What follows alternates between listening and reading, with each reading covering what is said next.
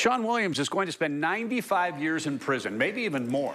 The former Johnson City businessman was sentenced Monday in a federal court in a federal case involving child pornography and escaping from custody. Now, it isn't the only case Williams is facing, and the claims surrounding him go well beyond one defendant or one victim or even one jurisdiction. This has tentacles in a lot of places. WATE legal analyst Greg Isaacs joins us now, and thank you for coming in. And this is definitely one of those cases where there's so much going on, it's hard to keep track of all the things. But your reaction to the sentence, and I also want to get your reaction to the judge really laying into Sean Williams during that sentencing.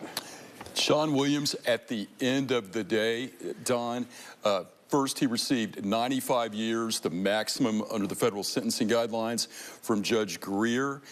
He will be prosecuted for having raped 72 separate women, 3 of which were under the age of 18. They were children.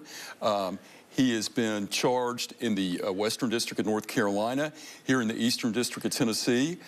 There are state charges waiting until those are concluded. Let's get into that. So this is just one sentence for 2 crimes. Like I said, the child pornography and the attempted escape. Well, he did escape and was recaptured.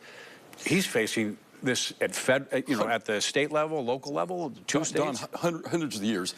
Under the doctrine of separate sovereigns, you can be prosecuted both in federal court and state court for the exact same conduct, and that's what prosecutors say they're going to do here.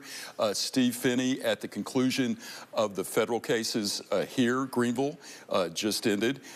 North Carolina, you're going to see the state prosecution crank up, and Williams will be looking at decades. Also, there's another unfortunate story that has tagged along through this whole saga. Johnson City was sued in a federal whistleblower lawsuit that there was a cover-up by Johnson City police. Right, a lot of women who said that he sexually assaulted them, they went to police. They feel like the police did not investigate it properly. Complained again and again and again. Police raided Sean Williams' house, took $500,000, only returned $81,000. $419,000 was unaccounted for. But then the complaint alleged that the police turned a blind eye and that Williams was able to continue his conduct. And let me tell you how open and notorious it was. We're down to about 30 seconds here. So. Open and notorious. He would drug women that he would take to his downtown loft in Johnson City. And they were videos. And they were just brazenly labeled rape, assault. The police go in there and they see, it literally says raped, and it has all their names and all that. $28 million for those victims, 95 years today, and you're going to see case after case and decade upon decade of Sean Williams' life. Last thing, 10 seconds to react to this. You've been doing this for 30-plus years.